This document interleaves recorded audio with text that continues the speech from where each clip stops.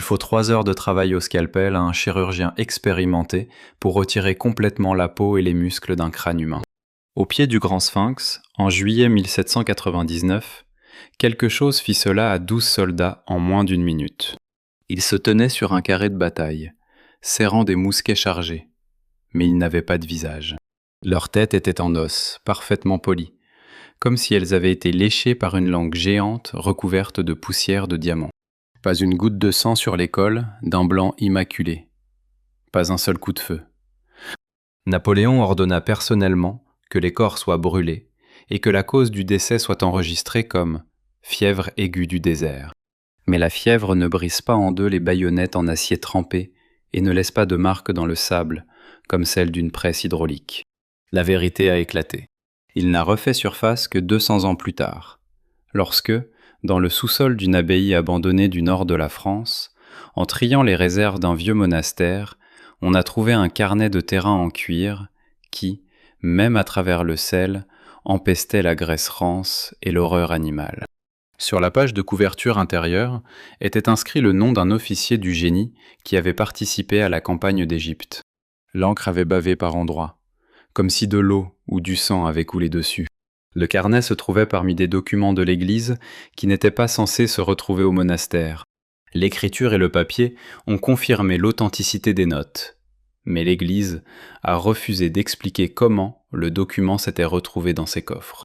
L'auteur du journal était un homme rationnel et instruit. Il était chargé d'explorer les vestiges antiques et de fortifier les camps français situés à proximité des ruines.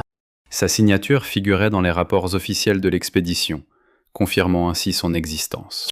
Les archives militaires indiquent qu'il est décédé de la fièvre 1 mois après son arrivée en Égypte. Cependant, le carnet racontait une histoire qui ne figurait pas dans la version officielle. Ces lignes menaient à des nuits où des gens disparaissaient des pyramides et où le sable se déplaçait sans vent. Le premier article commençait par une description d'horreur qui défiait le protocole militaire. L'officier a décrit la découverte de 2 casques dans le désert, tous 2 remplis de sang coagulé. Il y avait des rayures à l'intérieur du métal, comme si quelqu'un avait essayé de sortir. Le journal ne contenait aucun discours direct, seulement les observations froides d'un homme qui tentait de garder la raison. Il a noté que les corps des soldats n'avaient pas été retrouvés, et que leurs fusils gisaient dans le sable, sans aucune trace de lutte. Va ensuite des lignes concernant l'ordre d'explorer le tombeau récemment découvert près du plateau. L'officier a indiqué la date de l'ordre et les noms des personnes qui devaient participer aux fouilles. Il écrivit qu'il avait insisté pour que l'entrée soit fortifiée et qu'une garde armée soit présente. Son ton restait froid, mais la peur transparaissait entre ses mots. Il a remarqué que les ouvriers égyptiens ont refusé d'entrer, malgré le paiement, et que leurs yeux exprimaient une connaissance indicible. La page suivante était tachée de sang plus foncé.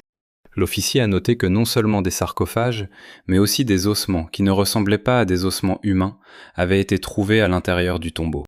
Il a décrit un crâne au museau allongé et aux mâchoires puissantes, dont les crocs étaient plus longs que des doigts humains. Les scientifiques de l'expédition ont d'abord considéré cette découverte comme un phénomène naturel anormal.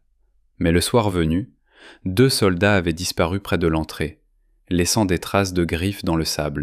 L'auteur n'a pas employé de termes liés aux malédictions. Il a cherché une explication rationnelle, à la manière d'un ingénieur. Il a écrit que le prédateur pouvait se cacher sous terre, en utilisant d'anciens tunnels. Il a émis l'hypothèse de l'existence d'un animal du désert inconnu, capable de survivre sans eau. Ses pensées étaient une tentative de m'accrocher à la science, tandis que les gens autour de moi disparaissaient. Après quelques pages, mon écriture devint irrégulière, comme si ma main tremblait. L'agent a noté une odeur musquée et de décomposition émanant de la tombe.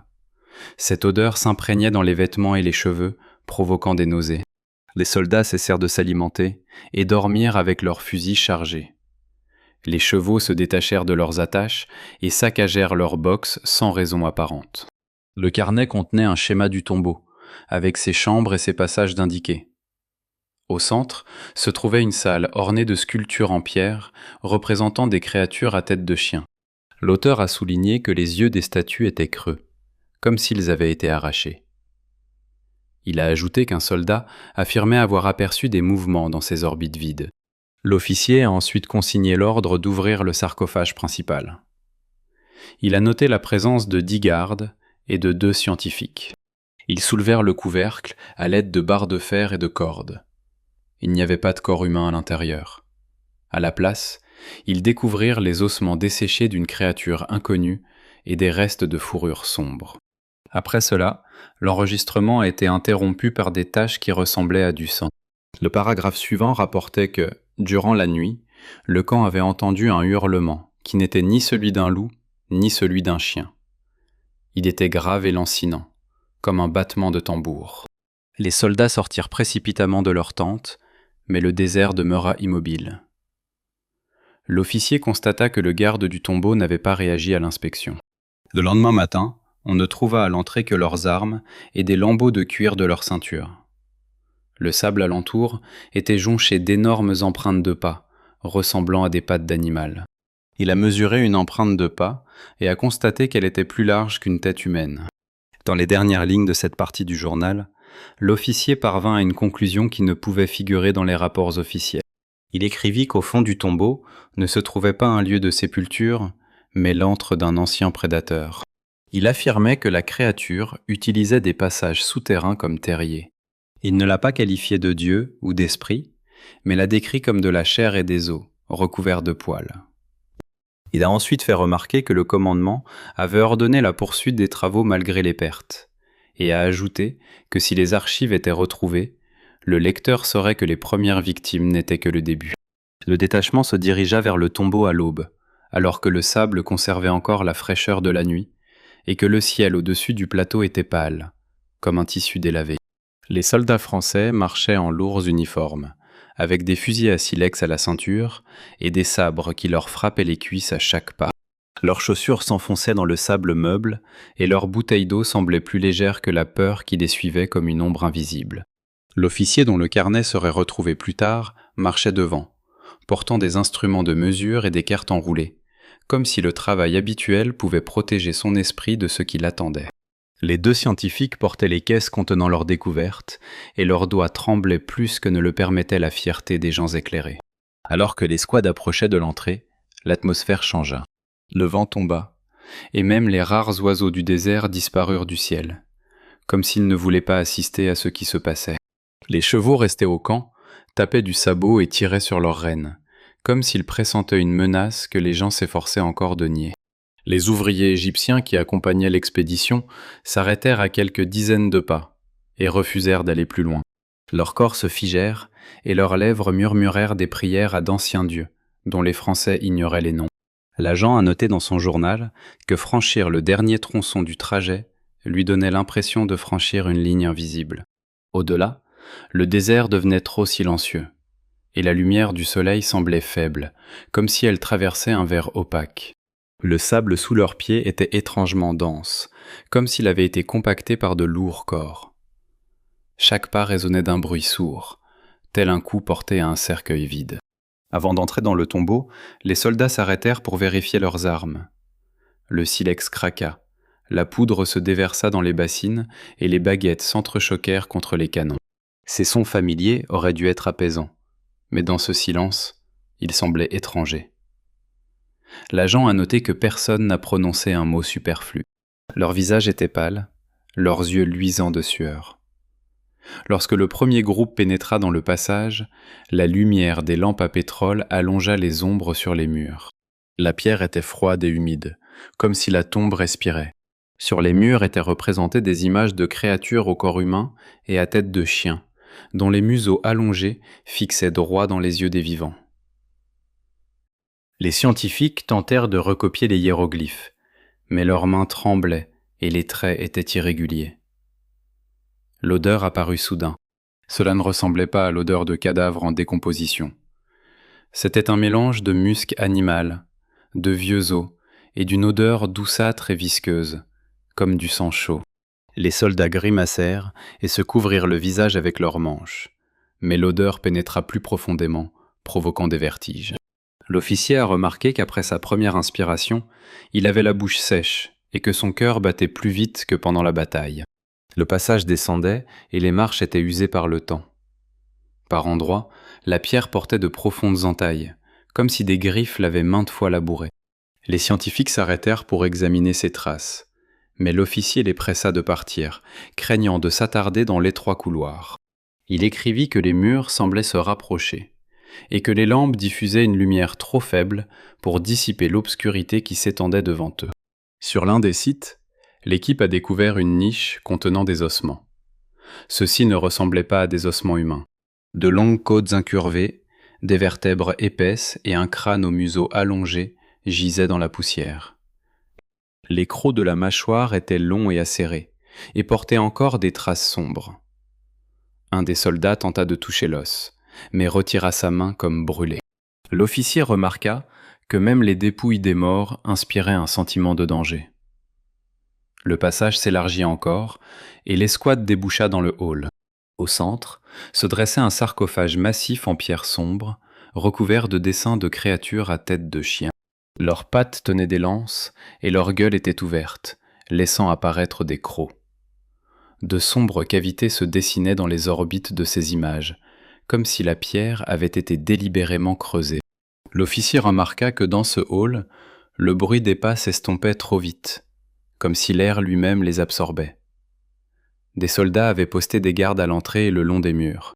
Les scientifiques s'approchèrent du sarcophage, passant leurs doigts sur les hiéroglyphes. Ils ont tenté de comprendre la signification des inscriptions, mais les symboles semblaient effacés et délibérément endommagés.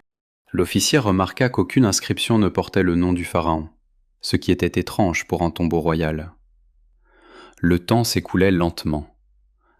Les lampes crépitaient, mais leur lumière n'atteignait pas les coins de la pièce. À un moment donné, un des soldats près du mur tressaillit, comme s'il avait senti une caresse.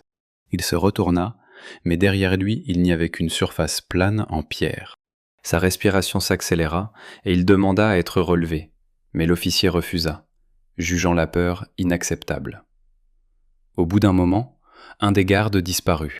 Sa place près du mur était vide, et son fusil gisait sur le sol. L'agent ne s'en est pas aperçu immédiatement, et ce n'est qu'après avoir compté les personnes présentes qu'il a réalisé qu'il en manquait une. La fouille du hall n'a rien donné. Il n'y avait aucune trace de lutte, ni de sang, ni de cris. L'homme avait disparu, comme effacé. Les soldats échangèrent des regards, leur confiance s'effritant. Certains se signaient, d'autres serraient si fort leurs armes que leurs doigts en devenaient blancs. L'agent nota dans son carnet que la discipline grinçait sous le poids des pas lourds. Mais il continua de donner des ordres, espérant maintenir l'ordre. Au bout d'un moment, un autre soldat disparut. Sa lampe resta au sol, sa mèche encore allumée. L'officier nota que cela se produisit sans un bruit. Les gens commençaient à se replier vers la sortie, mais l'agent les a arrêtés, craignant la panique. Il écrivit qu'à ce moment-là, il comprit qu'il y avait quelqu'un d'autre dans le tombeau, invisible et patient. Le parfum de musc s'intensifia. Elle devint si épaisse qu'elle semblait liquide. Les soldats toussèrent, et certains eurent les yeux larmoyants. Les scientifiques cessèrent leurs travaux et se retirèrent, pressant leurs mouchoirs contre leur visage. L'agent remarqua que même les flammes des lampes vacillaient étrangement, comme si l'air était agité par le souffle d'une créature gigantesque. Un bruit sourd, comme celui d'un corps lourd frappant une pierre, se fit entendre au fond d'un des couloirs. Il se répéta, lentement et avec assurance. L'agent a écrit que le bruit ne pouvait pas provenir d'un humain. Il ressemblait au pas d'une créature dont la masse dépassait celle d'un cheval. Les gardes levèrent leurs fusils et les pointèrent vers le passage obscur. Les lampes n'éclairaient que les premiers mètres. Au-delà, l'obscurité demeurait épaisse et immobile. Les soldats attendirent l'ordre de tirer, mais l'officier hésita, tentant de garder le contrôle de la situation. Il a écrit qu'à ce moment-là, il a compris que la tombe n'était pas seulement un lieu pour les morts, mais le territoire d'un prédateur vivant. Peu après, l'un des scientifiques s'est détaché du groupe et a couru vers la sortie.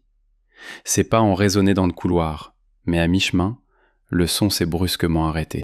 L'agent constata que la lampe du scientifique s'était éteinte et que l'homme n'était pas revenu. La panique s'empara des autres. Les soldats commencèrent à battre en retraite. Mais quelque chose au fond du passage se déplaçait plus vite qu'un homme ne pouvait courir. L'agent a effectué une dernière saisie, avant que les événements ne dégénèrent. Il écrivit que le groupe était entré dans le tombeau en explorateur de l'Antiquité, mais qu'il était désormais devenu la proie d'une créature qui avait élu domicile dans ces salles de pierre. Il a fait remarquer que, si quelqu'un découvre ces lignes, il doit savoir que le véritable danger ne s'est pas encore pleinement révélé, mais que la chasse a déjà commencé. Le temps semblait figé. À l'intérieur du tombeau, les minutes s'étiraient comme des heures, et le bruit de la respiration était plus fort que les coups de feu. L'officier a noté qu'après la disparition du scientifique, personne n'osait plus s'attarder à regarder dans les passages obscurs. Les soldats tenaient leurs fusils prêts à tirer, mais leurs doigts tremblaient et les silex pouvaient se détacher à tout moment. Les lampes fumaient, leur lumière devenant jaune et maladive, comme si les lumières elles-mêmes étaient lasses de lutter contre l'obscurité. L'odeur de musc et de décomposition était désormais si dense qu'elle semblait palpable, comme un linge humide recouvrant leur visage. Le premier coup est survenu sans prévenir. Quelque chose a surgi du couloir latéral plus vite que l'œil humain ne pouvait le percevoir. L'officier ne parvint qu'à distinguer une ombre floue et le reflet des yeux dans la lumière de la lampe. Le soldat près du mur n'eut pas le temps de crier. On entendit un craquement bref et humide, comme si des os frais se brisaient, et le corps disparut dans l'obscurité. Il ne restait plus sur le sol de pierre que le sabre, qui tinta une fois, puis se tut. Le sang s'étendit lentement, comme une huile épaisse. Les soldats ouvrirent le feu sans discernement dans le passage obscur. Les fusils à silex tonnèrent, et la fumée de la poudre emplit le hall, se mêlant à la puanteur du tombeau. Les balles ont frappé la pierre, provoquant des étincelles, mais aucun coup de feu n'a arrêté ce qui se cachait derrière la fumée.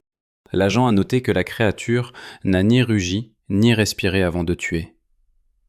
Il se déplaçait dans les silences, comme s'il maîtrisait le silence lui-même. Un autre soldat avait disparu. Cette fois, on l'a vu emmener de force. Un membre énorme, recouvert d'une fourrure rêche et aux muscles tendus, émergea de la fumée. Ses griffes étaient recourbées et noires comme l'obsidienne. Elles s'enfoncèrent dans la poitrine de l'homme, perçant le tissu de son uniforme et ses côtes d'un seul mouvement. Le corps tressaillit. L'air quitta les poumons et le soldat disparut dans le couloir latéral, laissant derrière lui des gouttes de sang tombant sur la pierre à un rythme régulier. La panique s'est instantanément répandue. Les gardes se sont précipités vers la sortie, mais l'officier a tenté de les retenir, réalisant que les personnes bloquées dans les étroits passages seraient des proies faciles. Il hurlait des ordres, mais sa voix était couverte par les coups de feu et les cris. Des lampes tombèrent au sol, leurs verres se brisant, et les flammes s'éteignirent. L'obscurité engloutit le hall, ne laissant subsister que la faible lueur rougeâtre de la lampe restante. À cette lumière, l'officier se vit pleinement pour la première fois. La créature émergea du couloir, lentement, avec assurance, comme si elle n'était pas pressée de trouver sa proie, car elle savait qu'il n'y avait aucune issue. Il mesurait 2 têtes de plus qu'un humain. Son corps était recouvert d'une fourrure rêche et sombre, emmêlée et sale, comme imprégnée du sang et de la poussière des siècles. Sous la fourrure, les muscles se contractaient comme des cordes tendues sur une statue de pierre. La poitrine se soulevait lentement, accompagnée d'une respiration lourde et humide. La tête de la créature ressemblait à celle d'un chien, mais difforme par la nature. Son museau était allongé, ses os crâniens puissants et larges. La gueule s'ouvrait plus largement que celle de n'importe quelle bête, et l'on pouvait apercevoir à l'intérieur plusieurs rangées de dents, fines et pointues comme des aiguilles de poisson, mais solides comme l'acier. Une salive épaisse et sombre coulait entre eux, tombant de temps à autre sur la pierre. Leurs yeux étaient dépourvus de pupilles. Elles étaient d'un jaune terne, comme recouvertes d'un film mince, et reflétaient la lumière de la lampe d'un éclat éteint. L'agent a noté que la créature dégageait une odeur de vieux musc, de putréfaction et de sang chaud. L'odeur était si forte qu'elle brouillait la vue. Certains soldats tombèrent à genoux, la main sur la bouche. D'autres tentèrent de battre en retraite, sans jamais quitter le prédateur des yeux. Mais la bête ne bondit pas immédiatement. Il étudiait, la tête penchée comme un chien à l'écoute des pas. Seule sa respiration restait lente et profonde, empreinte de confiance. Le premier casse-cou tira droit sur la poitrine de la créature. La balle frappa la chair, et la fourrure s'écarta, révélant une plaie sombre et humide. Mais au lieu de s'arrêter, le prédateur eut seulement un léger tressaillement, comme s'il avait été piqué. Le sang était épais et presque noir, ruisselant lentement le long des muscles. Mais la créature ne laissait rien paraître de sa douleur. Elle fit un pas en avant, puis un autre. Le sol de pierre trembla sous son poids. Les soldats tirèrent l'un après l'autre. Les balles pénétrèrent dans son corps, mais se logèrent dans l'épaisse couche de graisse et de muscles. Aucune ne pénétra profondément. L'officier nota que les armes destinées aux hommes et aux chevaux étaient inefficaces contre cette chair. Les sabres brillaient dans les mains des soldats, mais les lames ne faisaient que glisser sur la peau, ne laissant que des coupures superficielles. La créature réagissait à chaque coup par un mouvement de tête et un rapide coup de patte. Un soldat se jeta en avant, sabre au clair, tentant de la frapper au cou. Il parvint à faire un pas. Une énorme patte le frappa d'en haut. Les os de son épaule se brisèrent comme des branches sèches. Le corps s'écroula, encore vivant, mais déjà impuissant. Le prédateur lui saisit la tête entre ses mâchoires. Un craquement bref retentit, et l'homme cessa de bouger. Le sang ruissela sur la pierre, se mêlant à la poussière accumulée au fil des siècles. L'officier se recula contre le mur, continuant d'écrire de courtes phrases dans son carnet d'une main tremblante. Il consigna chaque détail, comme s'il espérait que ce savoir sauverait ceux qui le liraient plus tard. Il écrivit que la créature n'était ni un esprit, ni une divinité. C'était un organisme vivant, ancien, adapté à l'obscurité et à la pierre. Ses muscles étaient faits pour sauter dans des passages étroits. Ses os étaient aussi solides que du métal, et ses dents étaient conçues pour broyer les armures et les os. Les soldats tentèrent de se replier vers la sortie. Mais les couloirs étaient étroits, et les gens se gênaient les uns les autres. D'autres cris se firent entendre dans l'obscurité. L'agent s'est aperçu qu'il y en avait d'autres dans les passages, d'autres encore, du même genre. Il écrivit que les hurlements provenaient désormais de toutes parts, rebondissant sur les murs et créant l'illusion d'un repère sans fin. Ce n'étaient pas des animaux solitaires, mais une meute. La lampe du couloir commença à faiblir. La flamme vacilla, se réduisit à un mince filet, puis s'éteignit. Les ténèbres s'installèrent. On n'entendait que des pas lourds, la respiration des animaux et de courts cris humains qui s'éteignaient trop vite. L'officier, devenu aveugle, continua d'écrire au toucher, griffonnant le papier avec sa plume. Il constata que leur unité avait été anéantie, non pas instantanément, mais méthodiquement. Les prédateurs avançaient sans faire de bruit, choisissant leurs victimes les unes après les autres. Personne ne pouvait courir assez loin. Personne ne pouvait refermer la porte derrière lui. Les couloirs de pierre étaient un piège, construit bien avant leur arrivée. Les dernières lignes de cette entrée furent écrites presque au hasard, les lettres se chevauchant. L'officier écrivit qu'il avait compris la véritable fonction du tombeau. Ce n'était pas un lieu de sépulture, mais une cage. Et ils l'ont ouverte eux-mêmes. Il a ajouté que les anciens bâtisseurs ne vénéraient pas de créatures à tête de chien. Ils tentèrent de les dissimuler. À cet instant, des traits nets apparurent dans le carnet, comme si quelqu'un avait brusquement tiré sur sa main. L'encre se répandit, laissant une large tache. Puis suivit une courte phrase, presque illisible mais discernable. Il écrivit qu'il entendait une respiration derrière lui. L'enregistrement s'arrêta. L'agent ne savait pas combien de temps il était resté allongé dans l'obscurité, plaqué contre le mur froid, le carnet sous la poitrine, comme s'il pouvait le protéger des griffes. Lorsqu'il recommença à écrire, son écriture devint petite et irrégulière, comme si chaque lettre était écrite dans la douleur. Il a remarqué qu'il avait repris conscience dans un silence trop profond pour être sans danger. L'air dans le tombeau s'épaississait, s'imprégnant d'odeurs de sang, de fourrure et d'entrailles. Le sol de pierre était chaud, comme si un corps immense respirait dessous. Il a écrit qu'il avait essayé de se lever, mais qu'il avait ressenti une vive douleur à la jambe. Un morceau de pierre ou d'os était logé dans sa hanche. Il banda la plaie avec la sangle de son sac à dos d'uniforme, la serrant jusqu'à ce qu'elle s'engourdisse. Il ne cria pas, car il savait que le moindre bruit pouvait attirer l'attention de ceux qui se trouvaient encore dans les couloirs. Il constata que des morceaux des corps de ses soldats jonchaient le sol. Des uniformes déchirés, des fragments d'armes, des baïonnettes brisées. Pas un seul corps intact.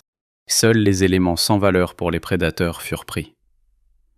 L'agent rampa vers un passage latéral qu'il avait repéré avant l'attaque. Il se déplaçait lentement, laissant une traînée de sang derrière lui. Il écrivit que la pierre était collante sous ses paumes. Il ne voulait pas comprendre ce qui recouvrait exactement la surface. Les lampes étaient éteintes depuis longtemps, mais une faible lueur filtrait des profondeurs, étranges, verdâtres, comme si elle provenait de champignons ou de lichens poussant sur les murs. Cette lumière suffisait à distinguer les contours. Il remarqua que dans l'un des couloirs, il avait trouvé une vieille grille en métal noirci. Elle était tordue, comme si quelqu'un avait tenté de la briser de l'intérieur. L'officier écrivit que les anciens bâtisseurs se méfiaient de cette pierre. Ils bloquèrent l'accès aux profondeurs par plusieurs barrières. Il se faufila dans l'étroit passage entre les barreaux et le mur, déchirant son uniforme et sa peau. Derrière les barreaux se trouvait une pièce plus petite. Elle ne contenait ni sarcophage, ni statue. Il ne restait qu'une salle de pierre vide et une niche où se trouvait autrefois une lampe ou un vase. L'officier comprit que ce n'était pas un lieu sacré, mais un abri. Un lieu où les personnes qui servaient ces tombes auraient pu se cacher. Il grimpa dans la niche, repoussant le fragment de pierre derrière lui aussi loin que ses forces le lui permettaient. Il a écrit qu'il était assis dans cette niche, immobile. Sa respiration était superficielle. Du sang coulait le long de sa jambe et imbibait le tissu de son pantalon. Il ne savait plus combien de temps s'était écoulé. Les minutes et les heures n'avaient plus aucun sens. Il se contentait d'écouter. D'abord, il y eut les pas, lourds, assurés. Leurs échos résonnèrent dans le couloir principal. La pierre vibrait à chaque pas. Puis, le bruit de corps traînés. Les prédateurs entraînèrent leur proie dans les profondeurs, hors de sa vue. Puis, on entendit le bruit humide de la chair qui se déchirait. Les os se brisèrent dans un craquement sec. Ces sons n'étaient pas rapides. Ils étaient méthodiques, calmes, comme le travail d'un boucher. L'officier a écrit qu'à ce moment-là, il a compris que le tombeau n'était pas un temple antique, mais un entrepôt alimentaire. Les gens qui arrivèrent ici devinrent la proie de créatures endormies depuis des siècles. L'expédition les réveilla. L'officier n'écrivit pas sur des malédictions, il écrivit sur la biologie. Il a fait remarquer que si ces créatures pouvaient survivre sans nourriture pendant des centaines d'années, leur métabolisme était lent, mais qu'après leur réveil, elles avaient besoin de beaucoup de viande. Au bout d'un moment, les bruits s'estompèrent, le silence régna, seulement troublé par la respiration de l'agent et le goutte-à-goutte occasionnel d'un liquide tombant du plafond. Il a écrit qu'il avait peur même de cligner des yeux.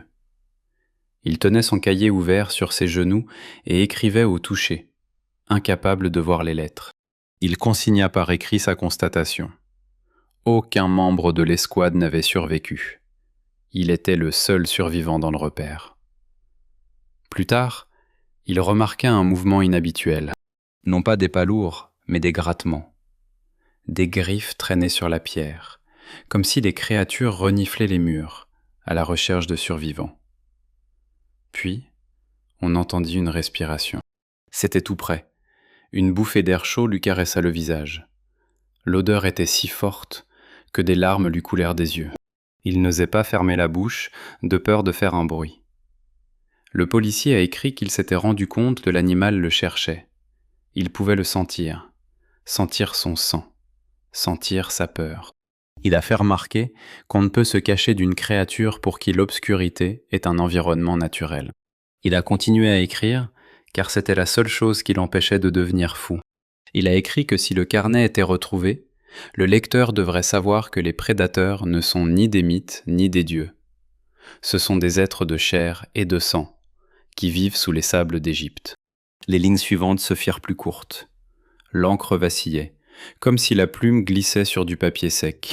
Il remarqua qu'il pouvait entendre la créature s'approcher de sa niche, ses griffes frôlant la pierre voisine.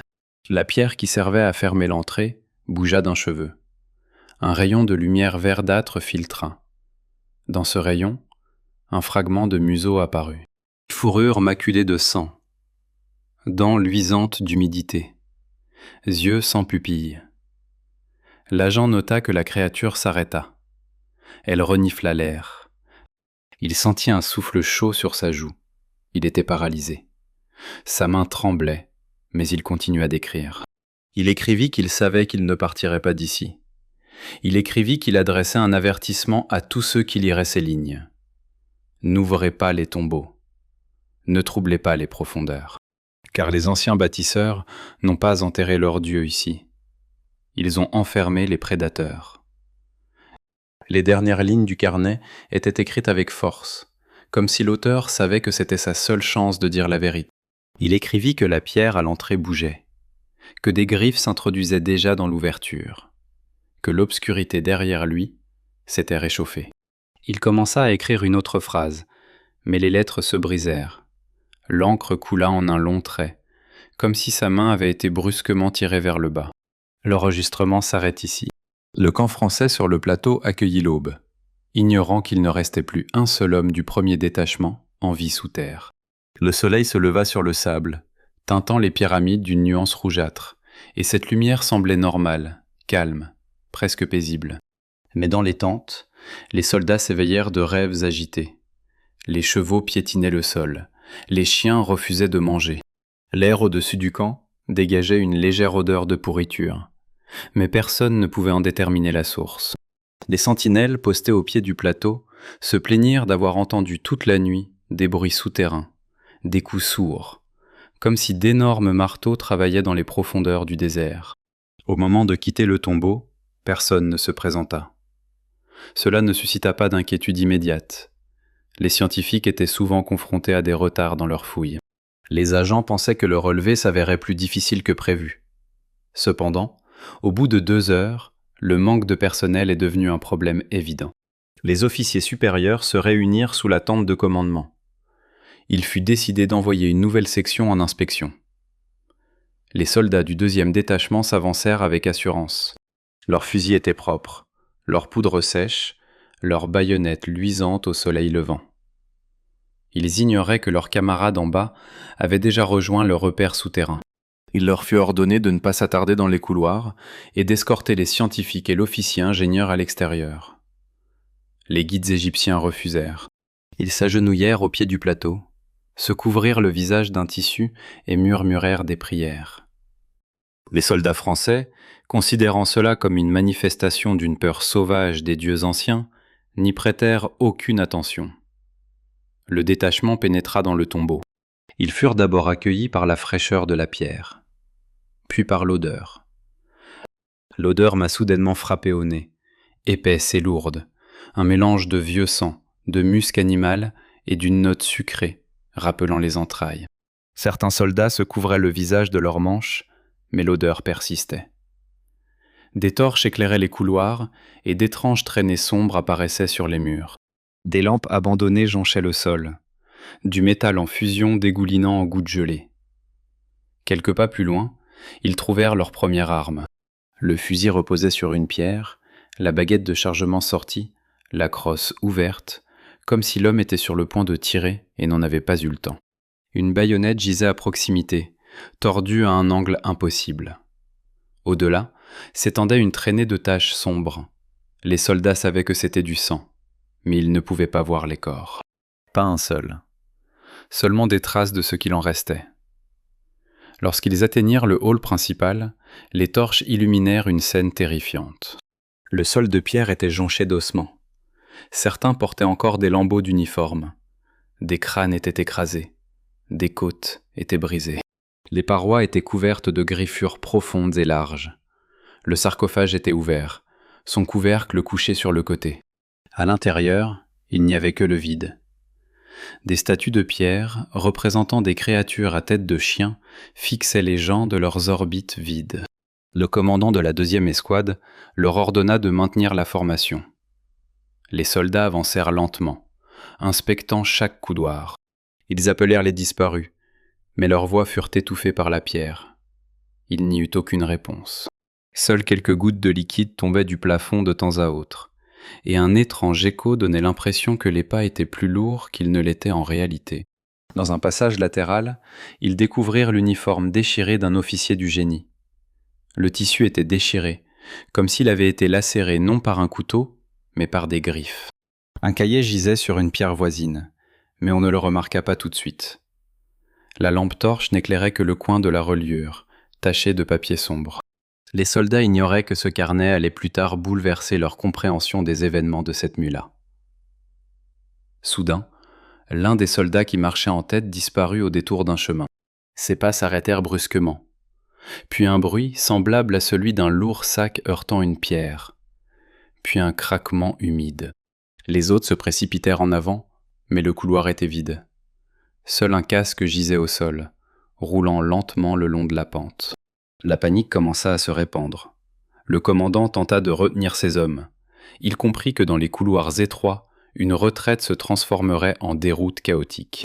Il ordonna de brandir les torches et de faire marcher les hommes au pas cadencé. Mais l'odeur musquée s'intensifia. L'air devint lourd. Les flammes des torches vacillaient sans un souffle de vent. Des respirations provenaient des ténèbres, profondes, lentes, humides. Elles étaient plus proches qu'elles n'auraient dû l'être.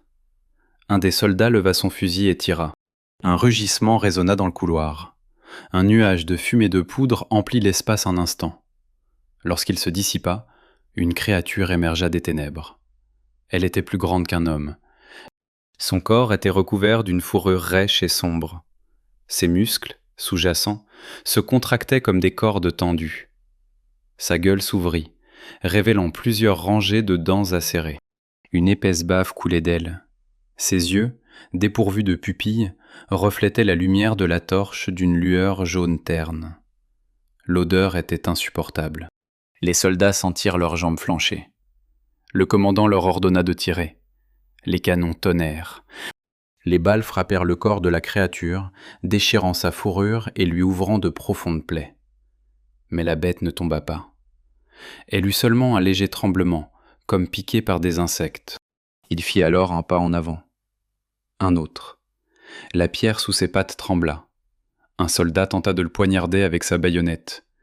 La lame pénétra la chair, mais superficiellement. La créature tourna la tête. Une patte frappa l'homme à la poitrine. Des os craquèrent. Le soldat fut projeté en arrière, heurta le mur et glissa jusqu'au sol. Sa respiration s'arrêta au bout de quelques secondes. Les autres commencèrent à battre en retraite. Mais le couloir était étroit. La foule se bousculait, laissant tomber des torches. L'obscurité engloutit le groupe. D'autres pas se firent entendre dans les couloirs latéraux. D'autres respirations. D'autres griffes. Ce n'était pas une seule créature. C'était une meute. Les soldats coururent vers la sortie. Certains tombèrent. Certains perdirent leurs armes. Certains tentèrent de tirer en arrière sans viser. Les cris résonnèrent contre les murs, se transformant en un vacarme chaotique. Un homme a été emmené si rapidement que les autres n'ont même pas vu qu'il avait fait. Seulement un cri, étouffé en un instant. Quelques soldats finirent par percer les lignes ennemies. Aveuglés par le soleil, ils coururent vers la lumière. Leurs visages étaient aussi blancs que le calcaire des pyramides. Ils essayèrent de parler, mais seuls des mots incohérents sortirent de leur bouche. Le commandement écouta leur récit décousu. Dans un premier temps, les policiers ont cherché une explication rationnelle. Peut-être une attaque d'animal sauvage. Peut-être une émanation de gaz provenant des profondeurs. Mais lorsque le reste du peloton confirma la mort de presque tous leurs hommes, les explications cessèrent. L'ordre fut donné de sceller la tombe. Les ouvriers furent contraints de traîner les blocs de pierre jusqu'à l'entrée. Les soldats les fixèrent à l'aide de serre-joints métalliques, puis déversèrent une épaisse couche de sable par-dessus. Personne n'est descendu vérifier. Personne n'a emporté les corps. Personne n'a cherché les disparus. Tout ce qui se trouvait derrière les dalles était considéré comme perdu. Les rapports officiels ont décrit un accident de fouille et l'effondrement soudain d'anciens tunnels. Suite au décès d'un détachement en service commandé, leurs noms ont été ajoutés aux listes des morts. Leurs effets personnels ont été partagés. Un hommage solennel leur a été rendu. Personne n'a évoqué les créatures des profondeurs. Personne n'a écrit sur les prédateurs à tête de chien. Les journaux ont accepté ce mensonge commode, mais les soldats qui avaient survécu à la retraite ne pouvaient oublier ce qu'ils avaient vu. L'un d'eux criait la nuit qu'il entendait une respiration derrière lui. Il fut interné dans un hôpital psychiatrique. Un autre devint alcoolique, répétant que les chiens des pharaons vivaient sous le sable. Le troisième disparut dans le désert, tentant de regagner le plateau, comme irrésistiblement attiré par lui. Le camp fut bientôt déplacé plus loin. L'expédition reprit sa route. Des scientifiques ont rédigé des articles, des ingénieurs ont élaboré des plans, des officiers ont été décorés. La campagne d'Égypte est entrée dans l'histoire comme un exploit d'intelligence et de guerre. Mais la zone proche du plateau, où se trouvait le tombeau, fut tacitement interdite à toute nouvelle intervention. Les nouvelles équipes furent averties que le sol y était instable. Les ouvriers égyptiens connaissaient la véritable raison, mais ils gardèrent le silence. Le silence retomba sous terre. Les prédateurs avaient été rassasiés. Leur respiration se calma. Leurs corps disparurent dans les profondeurs des chambres.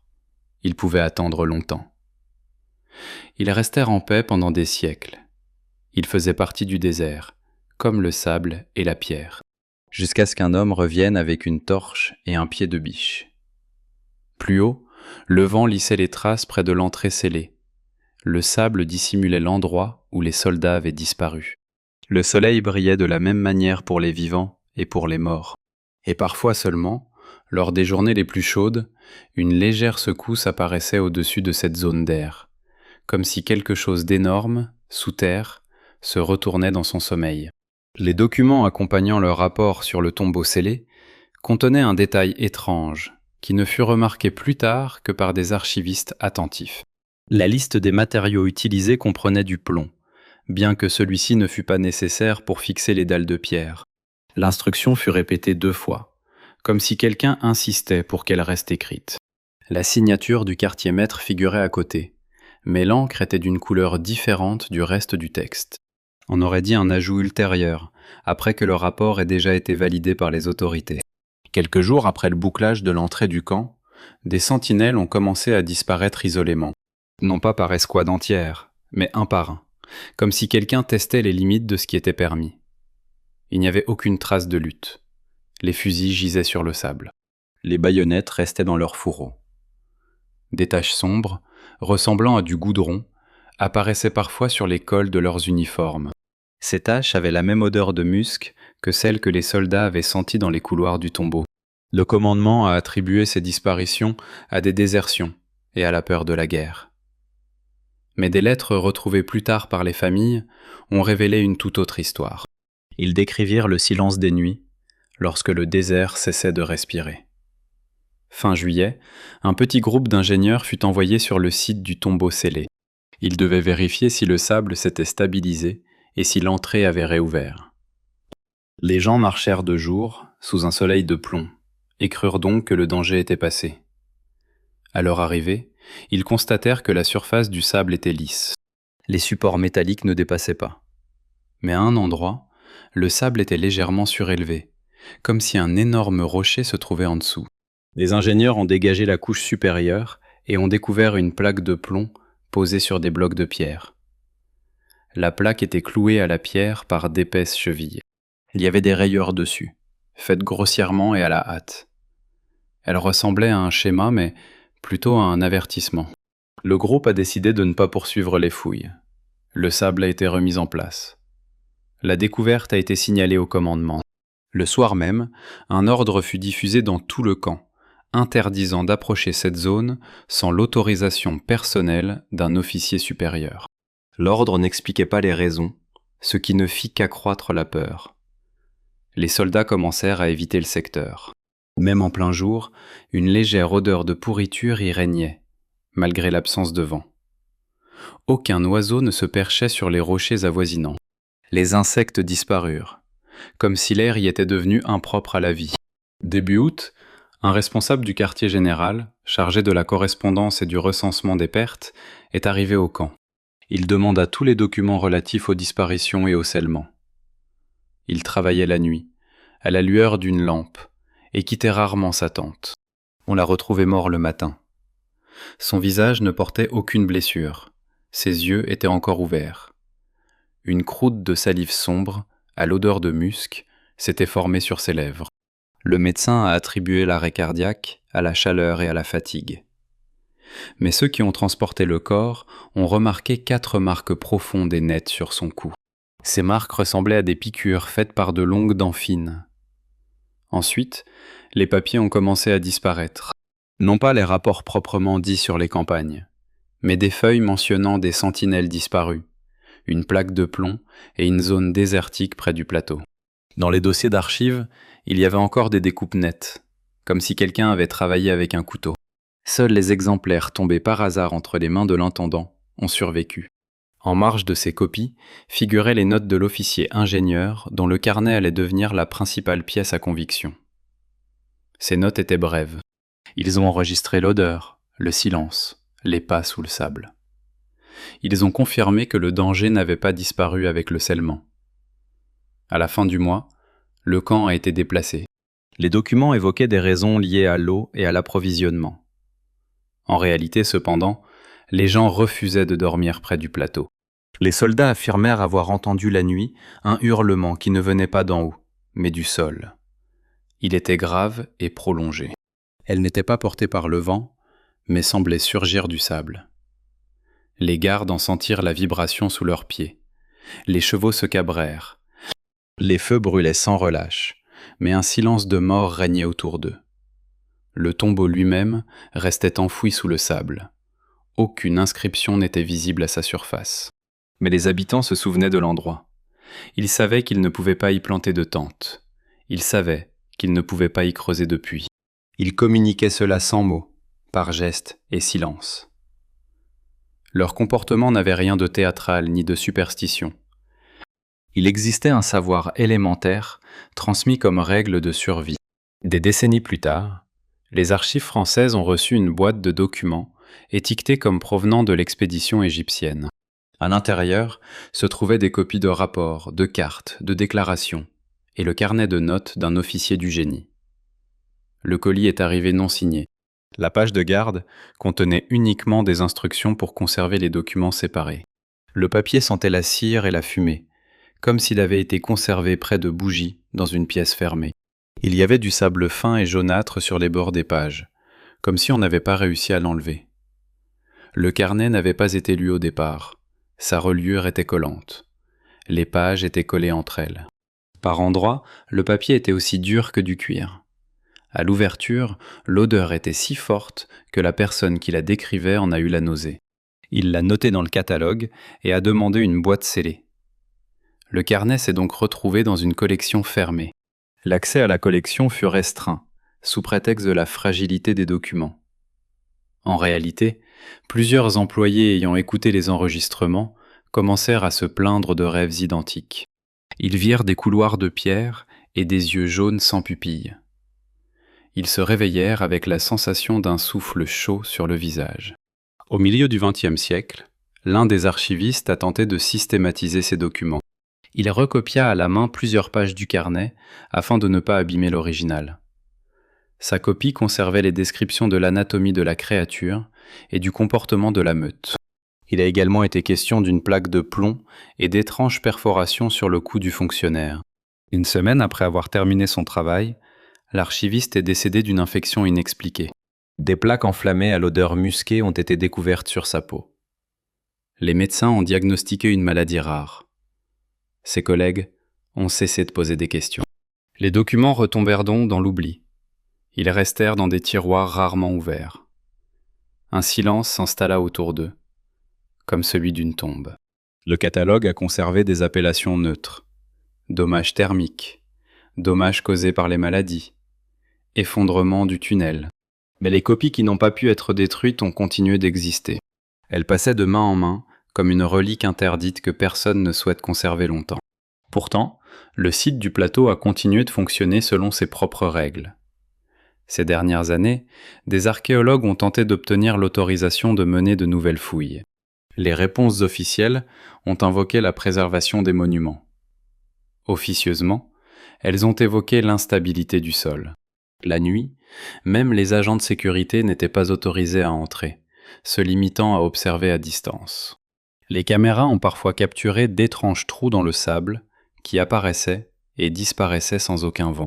Les mesures thermiques ont montré une brève augmentation de température, comme si un gros corps passait sous le sable. Le plus inquiétant était que ces phénomènes s'intensifiaient après les pluies, rares dans le désert. L'eau s'infiltrait dans le sol. La surface a alors commencé à s'affaisser légèrement, comme si des cavités s'ouvraient en dessous. Les experts ont attribué ce phénomène à des processus naturels. Mais les guides locaux quittèrent les lieux avant le début de mesures. Ils accélérèrent le pas. Leur visage était recouvert d'un tissu. Leurs yeux évitaient de se poser sur le sable. Le carnet de notes de l'officier du génie a finalement survécu précisément parce qu'ils avaient peur de le détruire. Celui qui avait ordonné la dissimulation des documents savait que ce papier serait le seul avertissement. Derrière ces lignes se cachait un calcul froid. La créature était décrite comme une espèce biologique. Ce n'était pas un mythe. C'était un prédateur, adapté à la pierre, à l'obscurité et à l'attente.